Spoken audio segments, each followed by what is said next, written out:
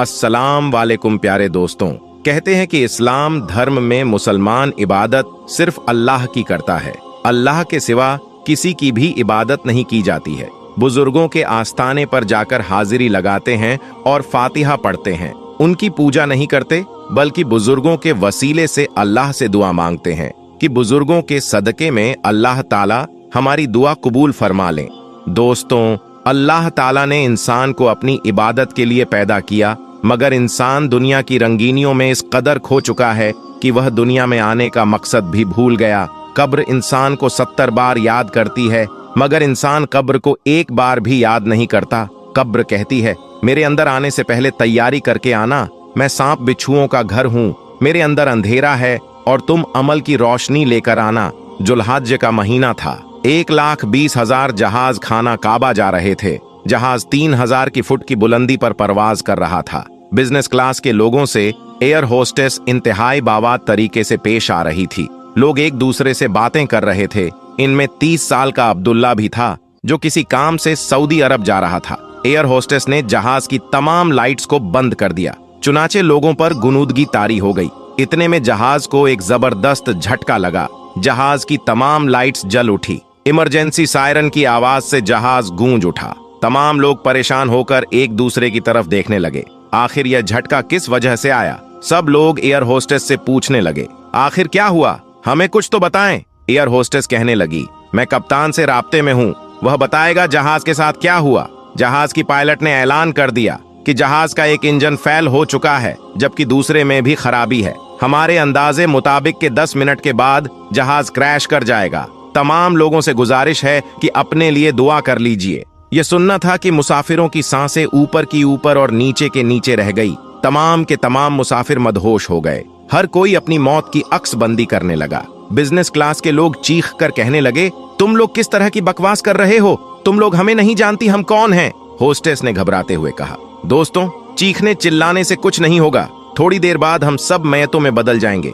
मैं आप लोगों के लिए सिर्फ एक ही काम कर सकती हूँ। मैं भी आप लोगों की तरह एक मेहमान हूँ। इसके बाद एयर होस्टेस अंदर दाखिल हुई और एक छोटा सा काला डब्बा लेकर आई। तमाम मुसाफिर उस डब्बे को बड़े गौर से देखने लगे। एयर होस्टेस तमाम मुसाफिरों से मुखातिब हुई। इस डब्बे को ब्लैक बॉक्स कहा जाता है। यह खास किस्म का डब्बा है। किसी भी चीज का इस पर कोई असर नहीं होता। अगर आप लोग अपने किसी दोस्त, घर वालों या किसी को कोई पैगाम भेजना चाहते हो, तो एक कागज पर लिखकर इस डब्बे में डाल दो। जब जहाज के मलबे से यह ब्लैक बॉक्स मिलेगा, तो आपके घर वालों और रिश्तेदारों तक आपका आखिरी पैगाम पहुंच जाएगा।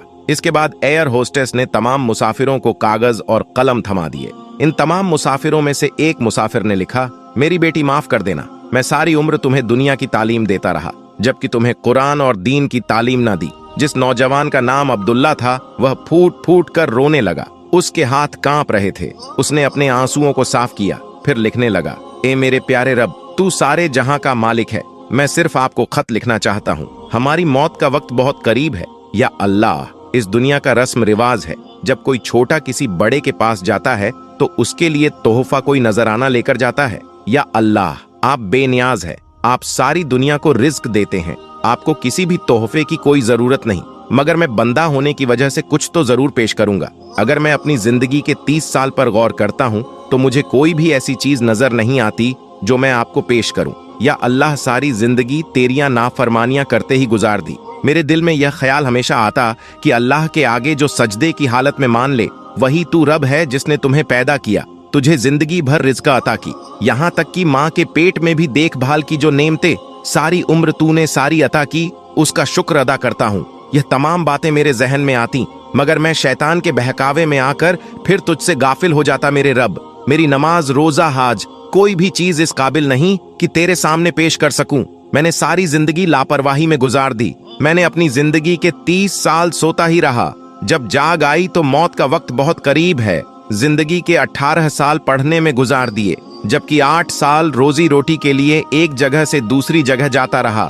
कभी किसी की गैबत करता रहा, कभी दुनिया के मफाद के लिए झूठ बोलता रहा। मैं आगे बढ़ने के चक्कर में पीछे की तमाम जिंदगी को भूल गया। कभी ना सोचा कि तेरे साथ क्या ताल्लुक बनाया। सारी उम्र 5 वक्त की नमाज अदा, ना कि तेरे हुक्म के आगे हार न मानी। या अल्लाह, तू मुझे जहन्नम की आग से बचा ले। जो लम्हात तेरे जिक्र में गुजारने चाहिए थे वह टीवी ड्रामा फिल्मों और खेल कूद में गुलजार दिए। जो तेरी याद में गुजारने चाहिए थे वह सारी रात सोशल मीडिया को देखते हुए गुजर गए। जो वक्त मुझे कुरान मजीद को समझने में गुजारने चाहिए था वह मैंने मोबाइल पर गेम खेलते हुए गुजार दिया। या अल्लाह, सारी दुनिया तेरी आबादी करती है, उनके लब्बों से तेरा ही नाम जारी होता है, मगर मैं किस कदर बदनसीब हूँ जो तेरी हदूद को करार करता रहा। मुझे इस बात का यकीन है यह जहाज पर जो भी आफत आई वह मेरी वजह से आई होगी, क्योंकि मेरे गुनाह सारी दुनिया के गुनाहों से ज्यादा है। या अल्लाह, मेरे पास सवाई नादामत के कुछ भी नहीं, मेरा दामन तेरी इबादत से खाली है। मैं तेरे शर किया, मैंने अपने रुतबे और दौलत को तुझसे ऊपर रखा, मैंने हमेशा तेरा नाम लिया, मगर मोहब्बत किसी और से कि मैं जब भी नमाज पढ़ी तो मेरा दिल दुनिया के ख्यालों में गुम हो जाता। नमाज तेरी मगर ख्याल किसी और के। या अल्लाह, मैंने तेरे इश्क में मिलावट की, मैंने जखीरा आंदोजी इस तरह की जैसी। मैंने हमेशा इस दुनिया में रहना हो, तेरे लोग भूख से मर रहे थे मगर मैंने किसी को अनाज का एक दाना भी ना दिया। मैं यह तमाम बातें जानता था मगर मैंने कभी त्वजा न दी, हालांकि जिंदगी का मकसद दूसरों के काम आना है। तूने तो हमारी रिस्क में गरीबों में सकिनों का हिस्सा रखा है, मगर अफसोस के मैं उनके काम ना आ सका। मैं लोगों से रिश्वत भी ली, लोगों के नाजायज काम भी करवाए। जिस मकसद के लिए तूने भेजा मैंने वह काम ना किया।